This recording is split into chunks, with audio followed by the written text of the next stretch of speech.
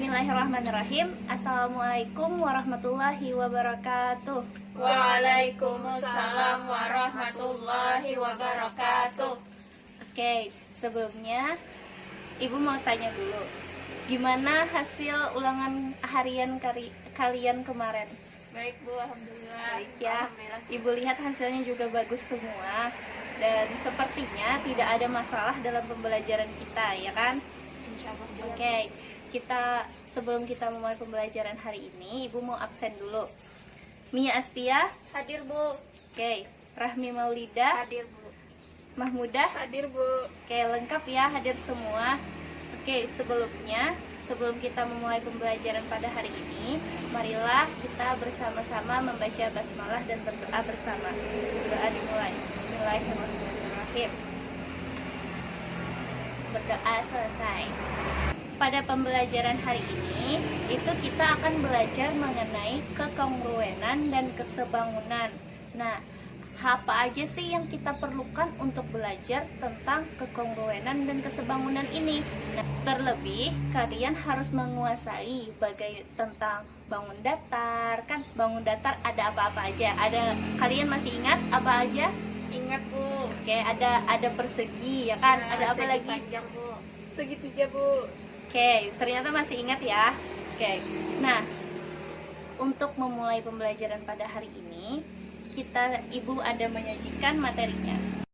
Oke, pada hari ini kita akan belajar mengenai kekongruenan dan kesebangunan. Di sini Ibu ada menyajikan dua buah bangun datar. Kalian tahu apa bangun datar di kedua bangun datar ini apa namanya? Persegi panjang. Persegi panjang.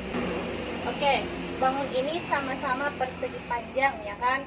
Di sini ada persegi panjang A, B, C, D yang memiliki panjang 15 cm dan lebar 10 cm. Terus di sini juga ada persegi panjang P, Q, R, S yang mempunyai panjang 30 dan lebar 8 cm. Jika persegi panjang A, B, C, D itu Ibu jiplak, kalian tahu jiplak? Ibu buat duplikatnya sehingga membentuk persegi panjang RSTU yang bentuk dan ukurannya pun sama, yaitu sama-sama mempunyai panjang 15 cm. 15 cm kan, sama-sama 15 cm dan lebarnya 10 cm. Nah, kedua bangun ini antara si A, B, C, D dan RSTU itu dinamakan dengan kongruen. Sampai sini, apakah sudah jelas mengenai gimana itu kongruen? Jelas Bu. Oke.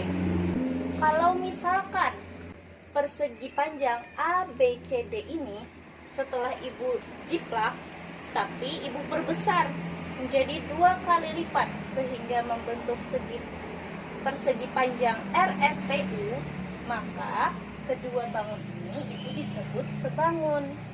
Itu. Sampai sini, apakah sudah ada bayangan gimana itu kongruen dan gimana itu sebangun? Sedikit Bu. Oke, sedikit ya. Oke, kita langsung masuk aja.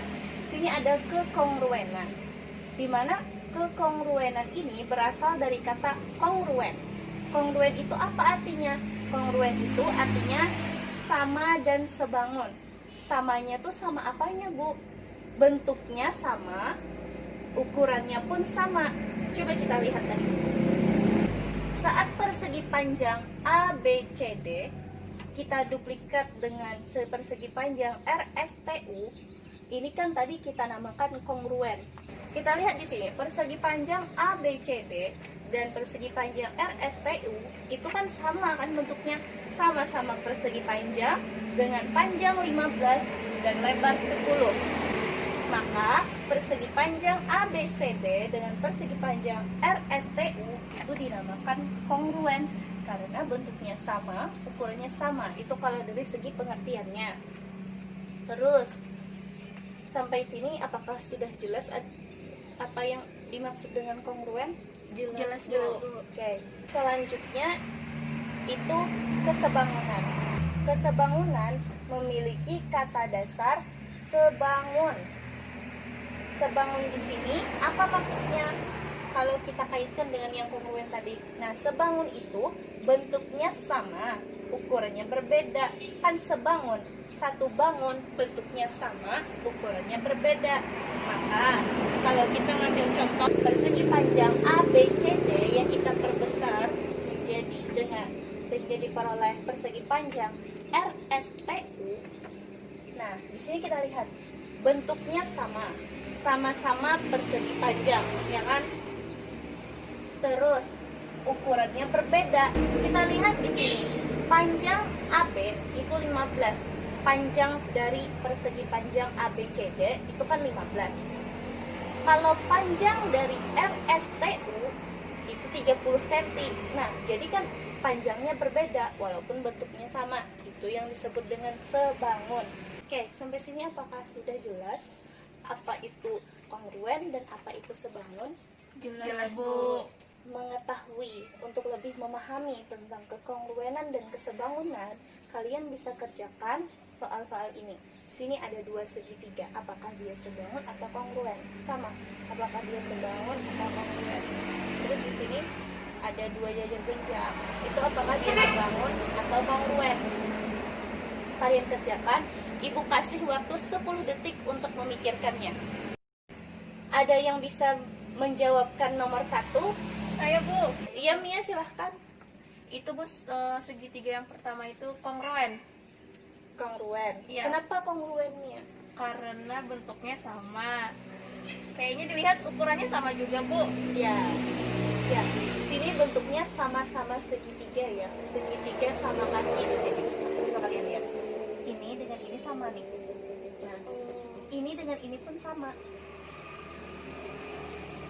Nah, karena sama-sama segitiga sama kaki, ukurannya pun sama. Kalau kita putar ya, ukurannya pun sama, maka ia disebut dengan kongruen. Gimana yang lain? Jelas Paham, jawaban Mia? Ya, Bu.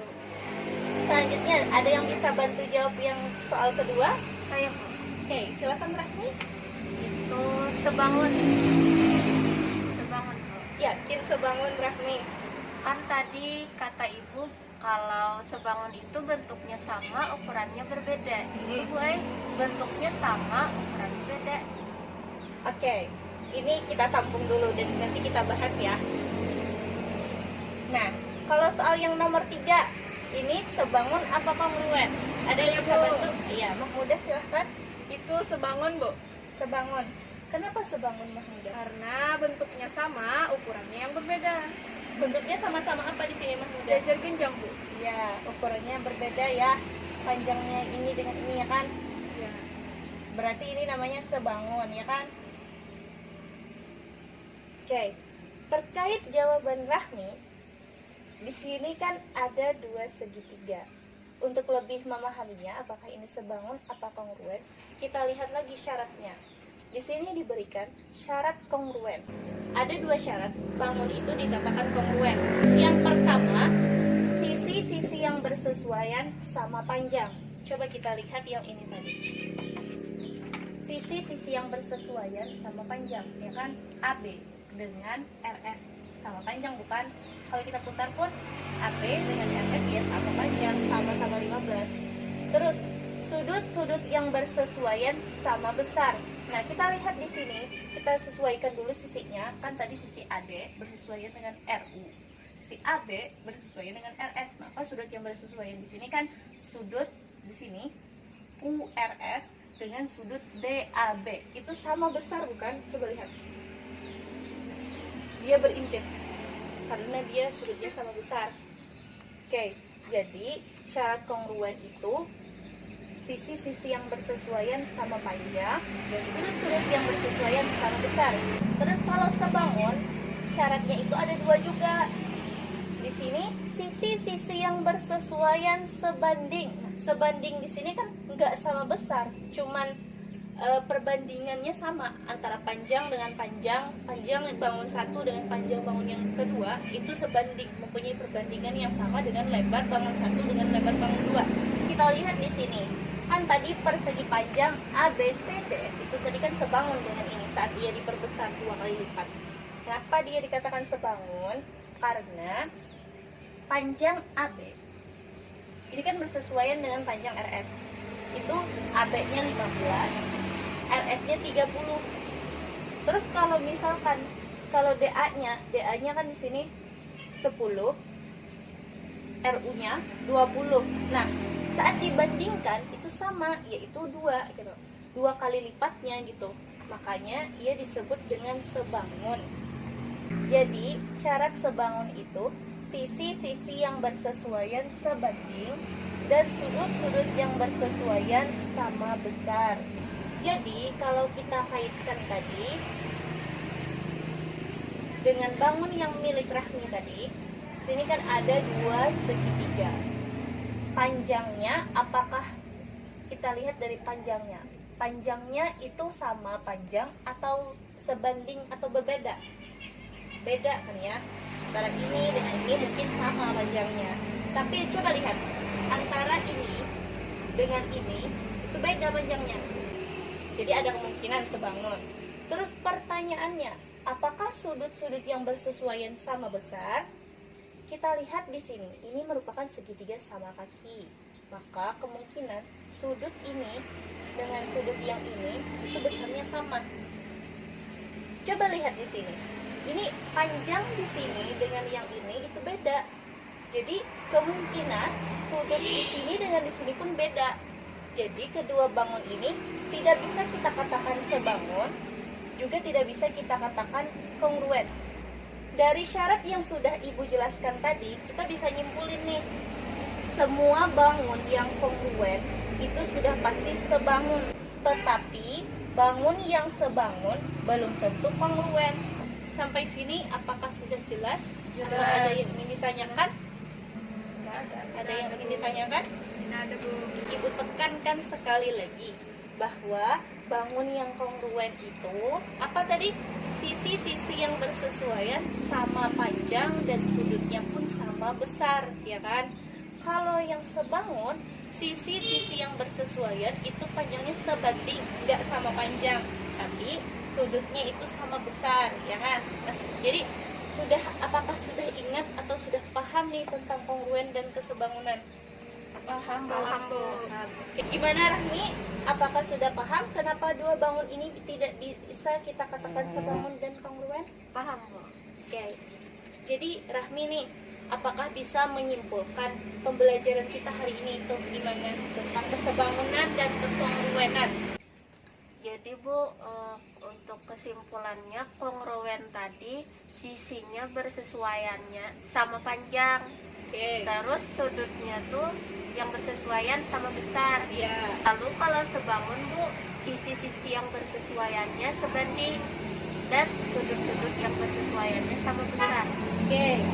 Jadi teman-teman yang lain apakah sudah bisa dipahami terkait kekongruenan dan kesebangunan? Bisa Bu. Oke. Nah, untuk mengasah kemampuan kalian, Ibu mau ngasih tes kepada kalian. Nih. Soalnya gampang kalau kalian sudah menangkap apa yang Ibu jelaskan, itu sangat sebentar. Oke, Ibu kasih waktu 10 menit. Silahkan dikerjakan. Apakah sudah selesai? Sudah Bu. Oke, bukan. Terima kasih. Ibu rasa cukup ya pembelajaran kita hari ini. Karena masih pandemi, kalian jangan lupa untuk tetap patuhi protokol kesehatan. Jangan lupa juga ulangi pembelajaran kita hari ini di rumah dengan mengerjakan soal latihan-latihan. Nanti kalau mau latihan, Ibu kasih soalnya, Ibu share lewat WhatsApp group ya. Iya Bu. Nah, jangan lupa juga pelajari dan persiapkan materi untuk pertemuan yang akan datang. Pertemuan yang akan datang, kita akan belajar mengenai kekongruenan aja. Kekongruenan dari segitiga. Gimana segitiga itu bisa dikatakan kongruen? Itu ada syarat-syaratnya lagi. Makanya untuk mendalami soal yang ini tadi, ya. Oke, terima kasih. Salah hilaf dari Ibu, mohon maaf. Oke, kita tutup pembelajaran kita hari ini dengan bersama-sama membaca hamdalah dan berdoa bersama. Alhamdulillahirabbil alamin. Oke, wassalamualaikum warahmatullahi wabarakatuh. Waalaikumsalam warahmatullahi wabarakatuh.